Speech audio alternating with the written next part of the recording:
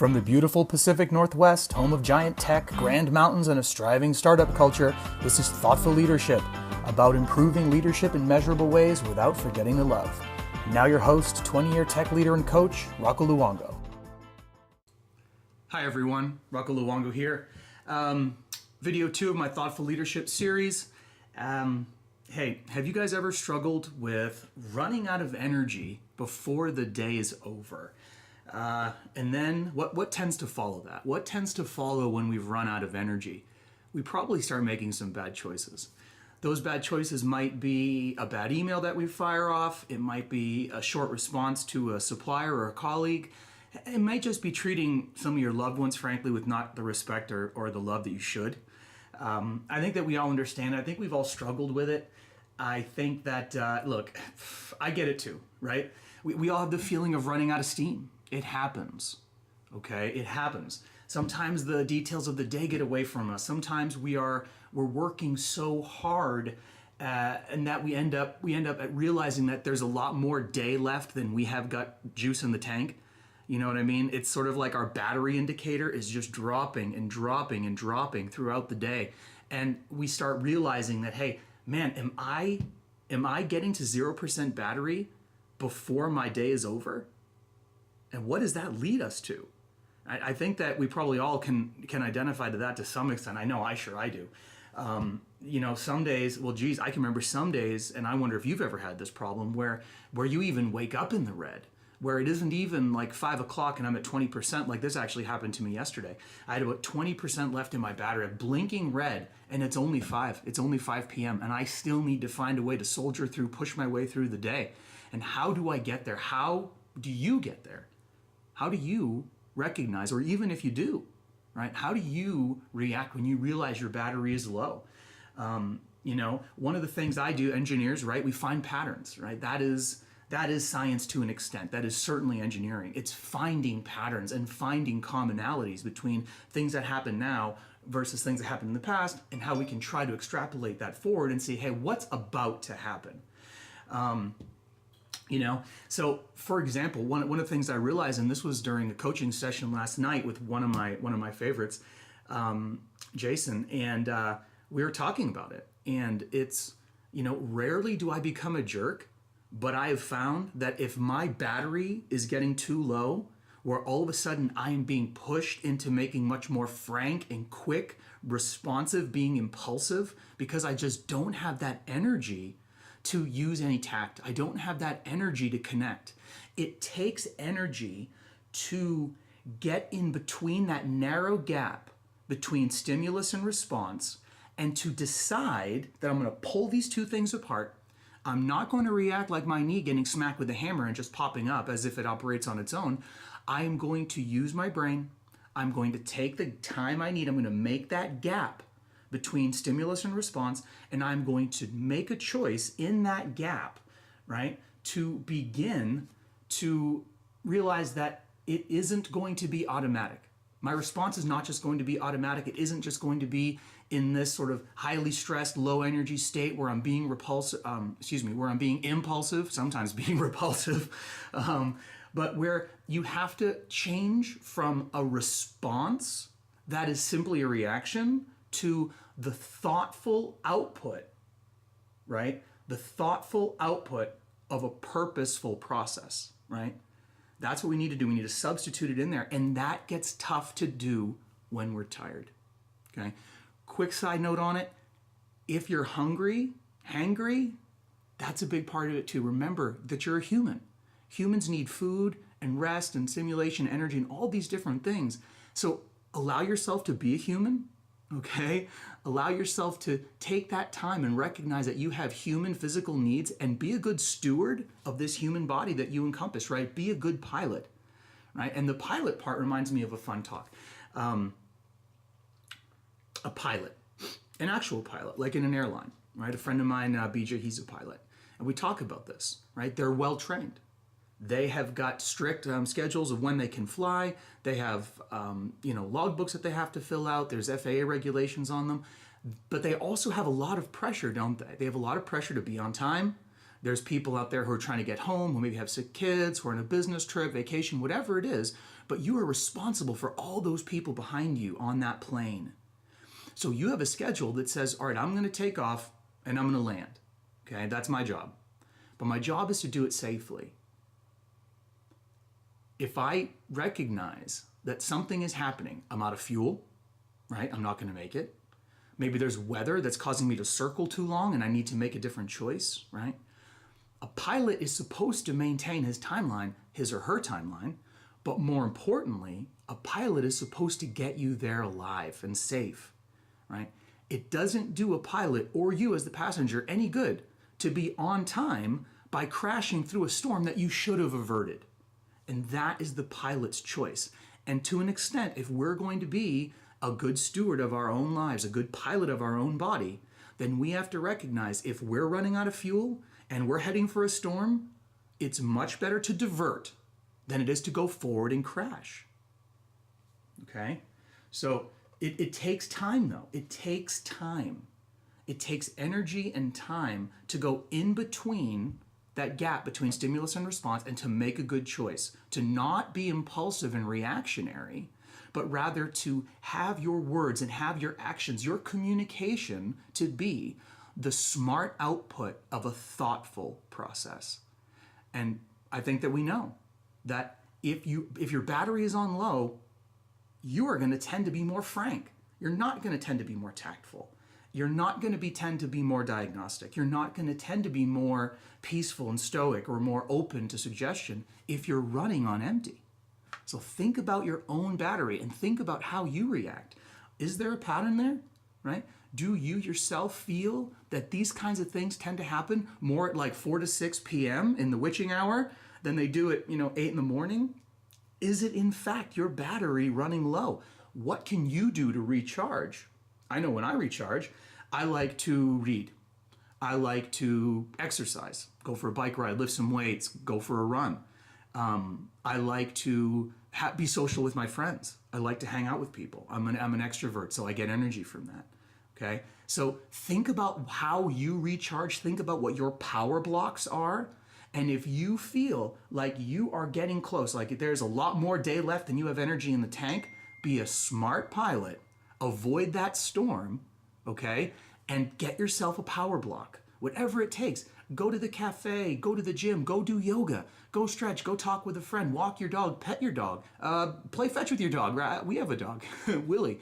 But don't continue along the path that's going to lead you to a crash. And that's the first step right there, okay? It does take more energy to be diagnostic.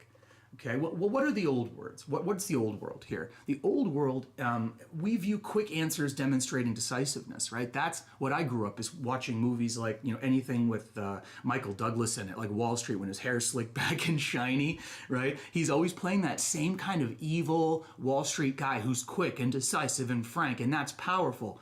That is the old way of doing stuff, people. That is old way. The old world values frank comments to show power and authority. Again, that is the old way. The new way, mindfulness and thoughtful, honest communication is going to get you much farther, right? Is, showing the world the value of seeing things our way through a demonstration, through a story, by sharing struggles. This is how you get that point across, how you can show someone the point you're trying to make instead of ordering them around. And don't you realize all these things take more energy?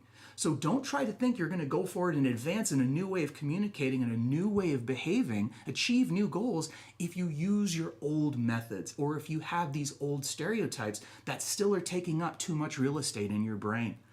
And look, and the simple way to test this, the simplest way to see how this works is to simply ask yourself, would I be more motivated to take action by being bluntly ordered to do it?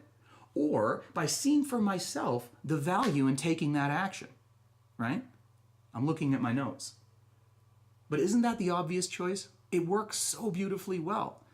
All you have to do, if there's ever a principle-centered piece of advice that you're given, like this one here, right? Or anything, Always evaluate it for yourself. Make sure that it makes sense, because it's incumbent on all of us to connect our own dots. I'm sharing dots with you. These are data points that have worked for me. These are data points that work for my clients. But you know what?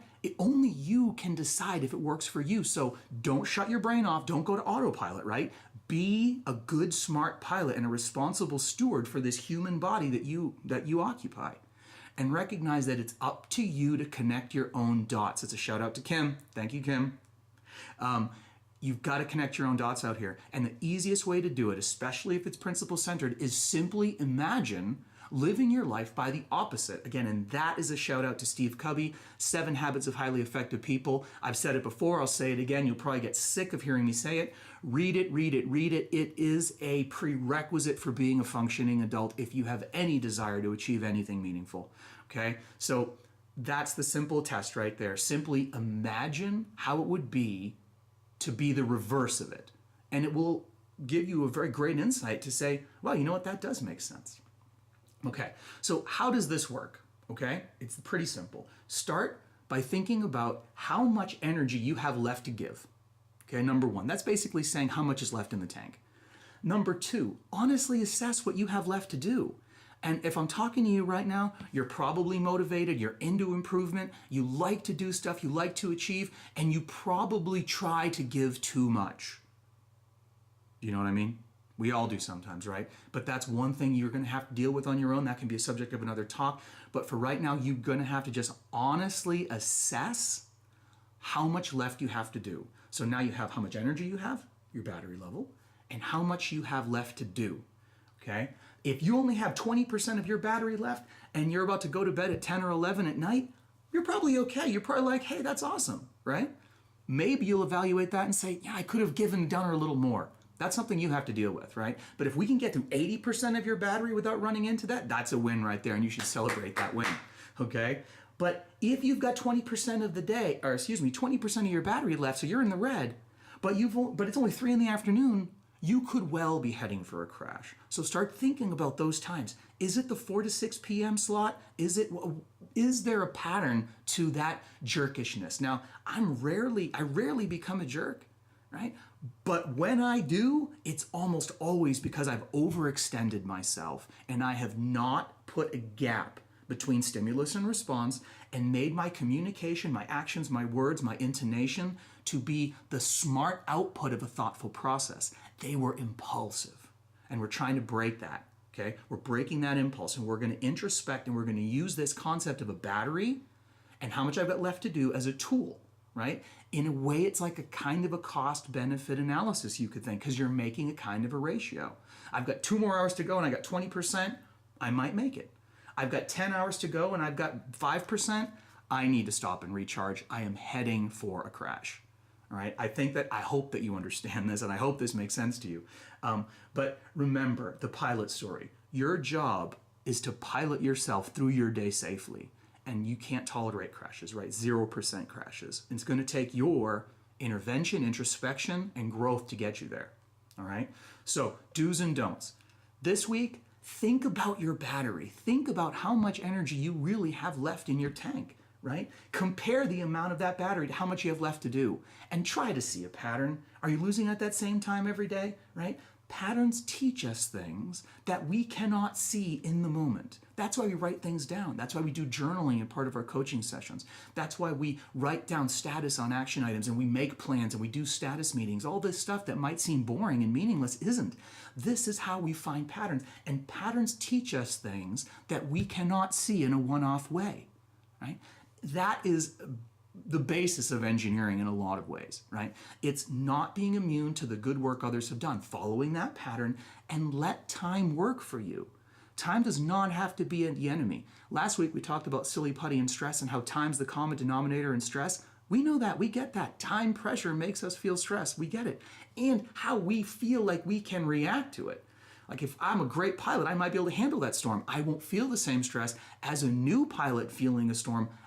It depends on your skill and your level of advancement, okay? You also notice that people who are better at stuff don't seem so stressed about it, even if it's a tight timeline. They don't perceive that time pressure the same way you do. Sorry, sidebar, I can tend to sidebar a bit. But yeah, see that pattern, okay? do remember that it takes energy not to be a jerk. It takes energy to separate stimulus and response and then have a smart, thoughtful output, okay? Don't continue down the same path if you're heading for a crash. If you're blinking red and have hours and hours of work to do, recharge, take a break, make a change. Any of those things are better than crashing, okay? We have to honor our commitments, and you may have to apologize. You may have to pay something to get out of it, okay? But it beats crashing. Don't crash yourself, okay? And don't run yourself down to 0%. Just don't do it. Okay. So what are you going to do differently? Here's the key takeaway that you're going to have to do differently, right? Allow yourself to be a human, but be a good pilot of this human body that you inhabit, right? We are all imperfect. Save some energy for good manners, save some energy for good manners, and be a good pilot for your body, okay? Don't let yourself crash. Thanks very much. This is Rocco Luongo. I hope you enjoyed Thoughtful Leadership. I've enjoyed producing it for you. Check out my website, gorocco.pro, get yourself a coaching assessment, download some white papers, read a little bit more, engage on social media. We're out on Facebook, Instagram, LinkedIn, etc. So please do. Thanks again for your time. Check us out, gorocco.pro. I'm Rocco. Go you. Thank you. Thanks for watching Thoughtful Leadership. If you liked what you just saw, we hope you'll pass along our web address, gorocco.pro, to your friends and colleagues. Be sure to check out our podcasts, our channel on YouTube, our social media presence on Facebook and Instagram, and our blog at gorocco.pro. This has been a production of Power Focus Engineering, PS, and gorocco.pro. Join us next time for another edition of Thoughtful Leadership.